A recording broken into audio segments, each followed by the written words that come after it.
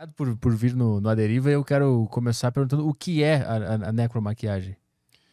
Bom, boa tarde a todos. A necromaquiagem, ela é um conjunto de estética e maquiagem usado para pessoas falecidas. Então, o que é a necromaquiagem? A gente tem que procurar melhorar, deixar a pessoa melhor possível depois da morte, né? Uhum.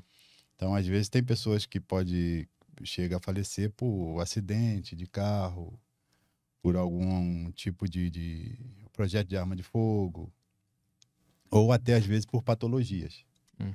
E dependendo, às vezes, atingindo a parte da face, e a gente tem que melhorar isso para que a gente conforte de uma certa forma, de uma forma melhor para os familiares. Mas a necromaquiagem ela tem a ver só com o rosto ou o corpo inteiro? Não, a gente tem o que a gente vela, como a gente fala, o que a pessoa, ou que o familiar, o que as pessoas veem, vai ser o rosto e a mão. Mas a gente tem que ter uma higienização, a gente faz o corpo todo. Porque tem que higienizar, tem que ter sutura, tem higienizar a parte se tiver com sangue, alguma coisa. E aí depois a gente poder entrar com a maquiagem. E é só maquiagem ou se o rosto... Aconteceu um acidente no rosto da pessoa, vocês refazem também?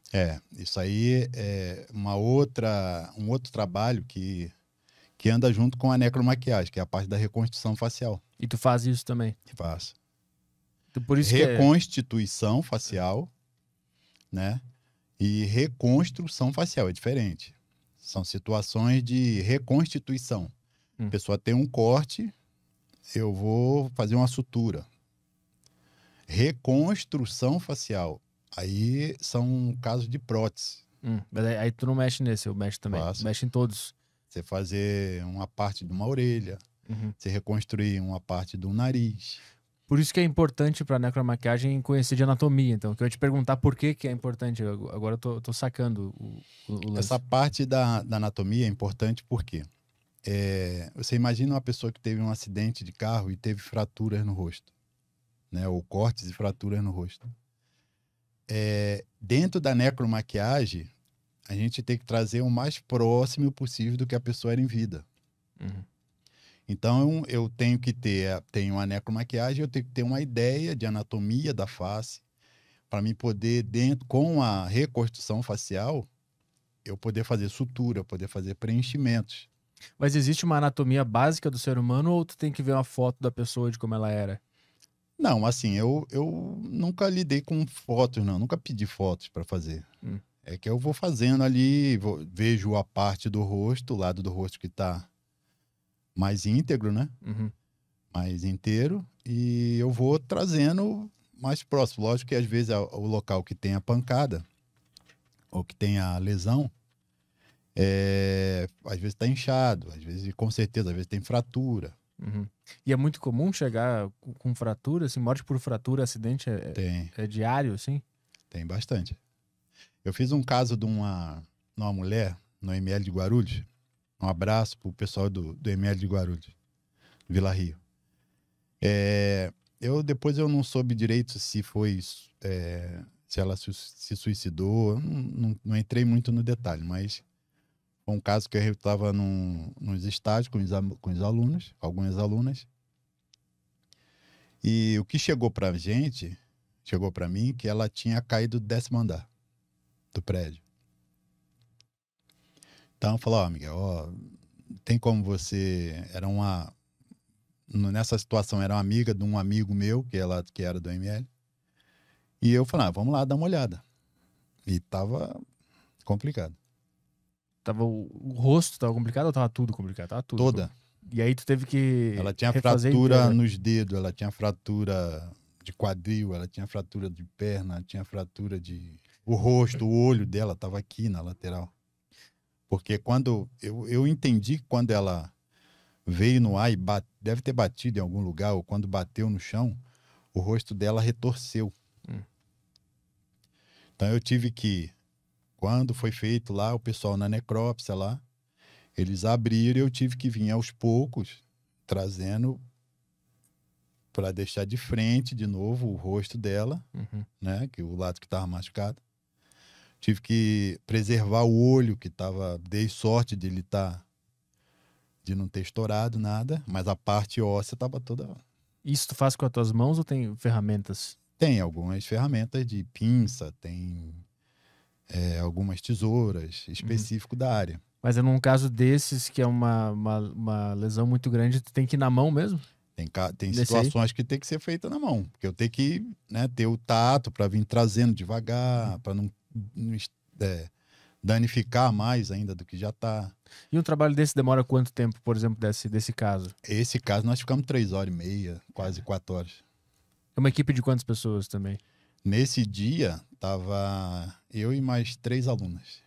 E como é que é o teu dia a dia? Tu trabalha com isso, como é que é? De segunda a sexta, tu trabalha com isso? Dá aula hoje em também? dia, cara, eu não tenho dias, eu não tenho. Tem domingo que eu tô trabalhando, tem muitas aulas hoje. Tu dá aula e trabalha. E trabalho, vou nos estágios com os alunos. Então, assim, eu não tenho muito assim, tal dia eu vou fazer isso, porque às vezes é muita aula e os estágios, tudo, às vezes aparece trabalho. Então eu tenho que estar. Não tem uma coisa assim certinha e tal. Mas como é que chega o caso, por exemplo? Tu tá onde e aí o caso chega pra ti? Muitas vezes é no celular, né? Eu tenho. A gente, quando acaba a gente faz os cursos, quando tá fazendo o curso, a gente tem monta um cartão, ou um jeito da pessoa entrar em contato com você. E aí, às vezes, já aconteceu de eu estar dando aula e às vezes a pessoa ligar. Você tem como você fazer uma necromaquiagem para mim e tal. Aí dali eu falo, eu tô dando aula, daqui qual o tempo? Para mim saber se tem tempo, ou às vezes a pessoa pode de repente chamar um outro profissional. Isso é uma coisa privada. O próprio parente que te liga Isso. Porque esse não é um serviço que sei lá, o cemitério, o necrotério oferece. É difícil. Entendi. A gente faz um estágio dentro do IML porque é uma parceria, né? Mas assim, no normal não tem. Então, eu acho legal por tá aparecendo bastante profissionais para essa área, porque isso aí melhora a área e de uma forma se ajuda muitas famílias, né? Porque acontece a situação, tem muita família que fica perdida, não sabe por onde ir. Qual profissional, ou se tem esse profissional, né? E qual é a média de chamados que tu tem, assim, por semana? É muita coisa? Agora tá mais devagar por causa dessa situação que nós estamos passando, né? De pandemia, tudo, mas um tempinho atrás aí, até antes de começar isso, eu de sábado e domingo ia direto, acontecia às vezes de semana, né? Então era ali, bota aí 4, 5 casos que eu fazia na semana ali, durante a semana. Às vezes eu estava em outro trabalho e eu estava num estágio, um exemplo. Eu passava para outro amigo, né? Ou às vezes até alguns ex-alunos meus que já estavam trabalhando, vai em tal lugar, passava o contato da pessoa que entrou em contato comigo e lá eles conversavam. E aí isso é feito onde? Tipo, o parente da pessoa que morreu te liga necessitando desse serviço. Aí onde que isso acontece? Onde é que tu faz o trabalho? Isso pode ser num velório. Pode ser lá no próprio velório. No próprio velório, porque às vezes a pessoa está ali, um exemplo, pode estar vazando líquido, né? E isso aí para a família é muito constrangedor, né? E aí eu vou lá para arrumar, para dar uma melhorada. Pode ser hospital, né? A gente faz no próprio IML lá, a gente já faz tem uma sala específica para isso.